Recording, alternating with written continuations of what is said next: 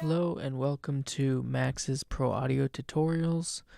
Today we're going to be talking about Logic Pro 10 Basics.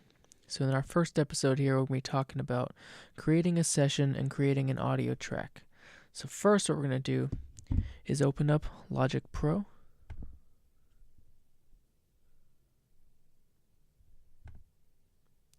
And what it comes up is going to say create new empty project. If you haven't used it before, it won't say open up the most recent project. But you can also create templates, but for right now, we're going to do create a new empty project. So when you first boot up Logic, it's going to ask you which type of audio track you want to first start out your session with, and you have to choose one of these or else the session will just close.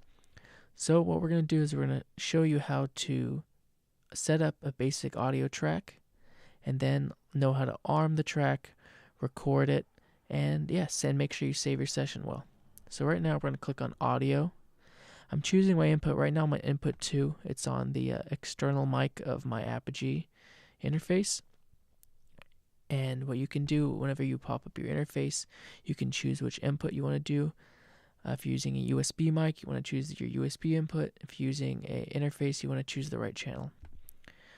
Also, you can choose to make a number of tracks. Right now we're only going to do one vocal track, and then you just press create down here.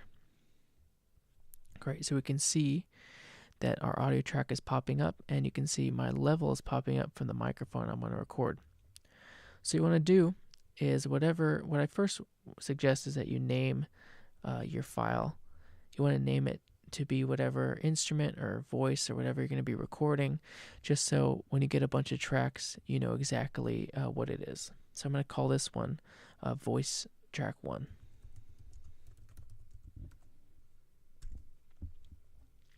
So to record the track, you want to make sure that you're on the right input. So all you have to do is click the input setting and choose your input that you want. Right now I'm on input 2 of my Apogee interface.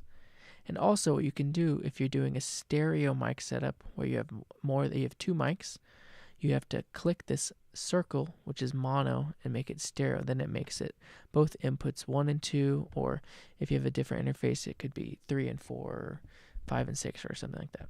So let's go back to input 1. I'm using my external mic.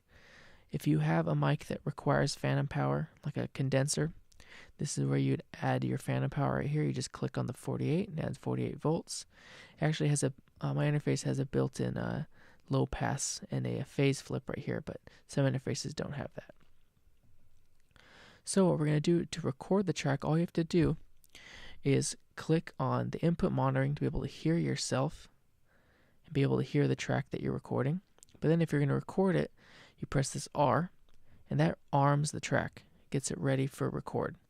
So now in Logic, the easiest way to start your recording is by pressing the R button on your keyboard, which is the key command for record. So if we do that, you'll see that my also the metronome starts clicking on.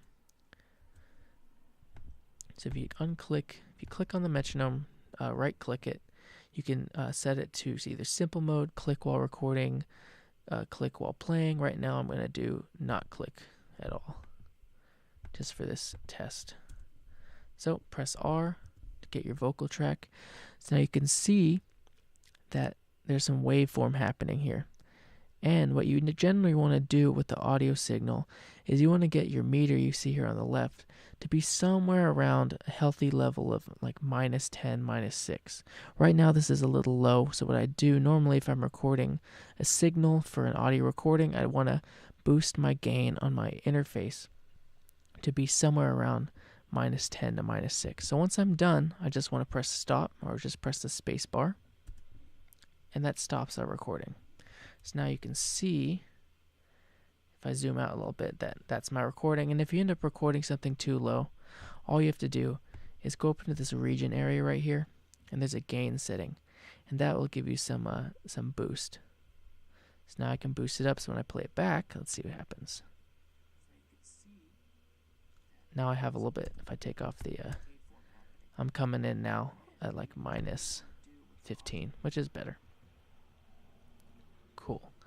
So now always what you want to do with your session as soon as you get it started is you want to save all the time. I've lost sessions before where I get something going and I'm not thinking and I don't save it right away, and my computer crashes, my program crashes or whatever. So to save your session, you want to go Command S, and this is where you can save your project. So I'm going to call this one Logic Pro X Basics Episode 1, and I'm going to save it. You want to save it to your right folder. No, you can save it to an external drive. Right now I'm just going to save it to my documents right here.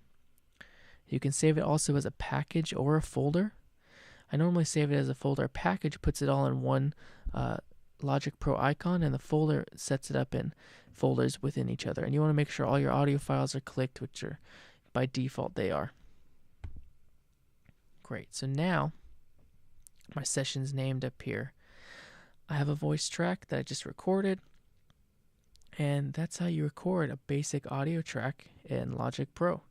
So my goal for these videos is to be able to get you to mixing and recording and editing as fast as possible and get you a basic understanding about how the software works by little videos.